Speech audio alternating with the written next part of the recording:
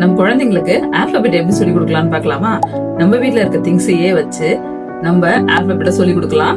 எப்படின்னா, இப்ப நம்ம வீட்ல இருக்க ஒரு பால் ஆகட்டும், குழந்தைங்களுக்கு நம்ம டாய்ஸ்ல வாங்கி கொடுத்துருப்போம், ஒரு பால் ஆகட்டும், இல்ல நம்ம வீட்ல இருக்க ஒரு வேற ஏதாவது ஒரு திங்ஸ் இருந்ததுனாலுமே அதுல அந்த திங்ஸோட பெயரை உச்சரிக்கும் போது நம்ம நல்லா ஸ்ட்ரெஸ் பண்ணி அப்படி சொல்லி கொடுக்கறோம்னா, ஒரு ஆப்பிள் நம்ம சாப்பிடுறோம், அந்த ஆப்பிள் சாப்பிடும் போது ஆப்பிள் அப்படின்னு நம்ம சொல்லி கொடுக்கறோம்னா, அந்த பசங்க அந்த ஃபர்ஸ்ட் லெட்டரை நல்லா ஸ்ட்ரெஸ் பண்ணி சொல்லி கொடுக்கும் போது அடுத்தது அவங்க படிக்கும் போது ஏ ஃபார் ஆப்பிள், ஆமா எங்க அம்மா சொல்லி கொடுத்தாங்களே ஆப்பிள், ஏ ஃபார் ஆப்பிள் அப்படின்னு ஞாபகம் வச்சுப்பாங்க. அதே மாதிரி பால் சொல்லி கொடுக்கும்போது பால் அப்படின்னு சொல்லி கொடுக்கும்போது பசங்க அதையும் நல்லா ஞாபகம் வச்சுப்பாங்க.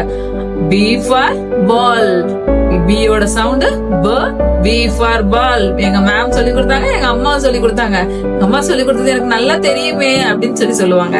கண்டிப்பா நீங்க ட்ரை பண்ணுங்க. இதே மாதிரி இந்த லெட்டர் மட்டும் இல்ல, எல்லா லெட்டருக்குமே நீங்க இது மாதிரி ஃபர்ஸ்ட் லெட்டரை ஸ்ட்ரெஸ் பண்ணி சொல்லி கொடுங்க.